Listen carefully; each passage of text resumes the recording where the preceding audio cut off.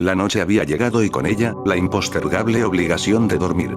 Brian se cambió de ropa y se puso el pijama de color verde entero que le sacaba risas a todo el que lo visitara de improviso por las mañanas. Antes de lavarse los dientes, Brian decidió darle un último bocado al cheesecake de fresa que había guardado en su refrigeradora desde tempranas horas, con el infundado miedo de que este perdiese su dulce sabor. Brian vivía en un segundo piso, a través de la ventana de su cocina podía ver claramente el parque que se encontraba a espaldas de su casa. Cuando se dirigía a probar el cheesecake de fresa, se detuvo ante la ventana al observar de lejos a dos personas bajo un poste de luz en la entrada del parque, las cuales parecían estar teniendo una airada discusión. Eran dos hombres de aproximadamente 20-25 años, los cuales agitaban los brazos bruscamente y gesticulaban exageradamente de manera que pareciesen estarse gritando. Sin embargo, Brian no podía escuchar ningún ruido, ningún grito ni palabra alguna por parte de aquellos sujetos.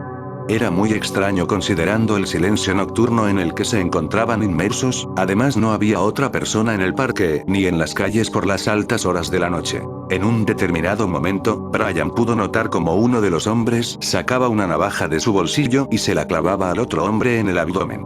Se la clavaba una y otra vez, ante la atónita mirada de Brian. Después de haber apuñalado a su víctima y dejarla sangrando bajo el farol del parque, el homicida huyó del lugar. La luz de aquel farol parecía alumbrar irónicamente aquella espeluznante escena. Brian cogió su celular y rápidamente marcó el número de emergencias con el fin de pedir una ambulancia para el pobre sujeto que se desangraba en el parque. Mientras lo hacía, salía de su casa para auxiliar al sujeto. No había nadie más en aquel parque, no lo podía dejar solo, quizás había sido la única persona que atestiguara dicho momento.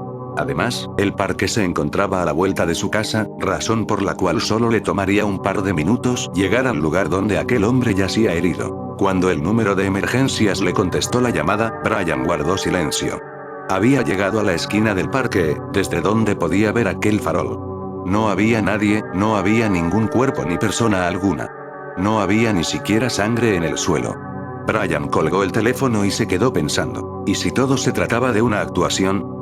Si aquellas personas se encontraban ensayando una obra de teatro y por eso guardaban silencio para no despertar a nadie mientras practicaban su libreto. Ese pensamiento le provocó una sonrisa a Brian, quien se dirigió de vuelta a su casa con más hambre de aquel cheesecake de fresa.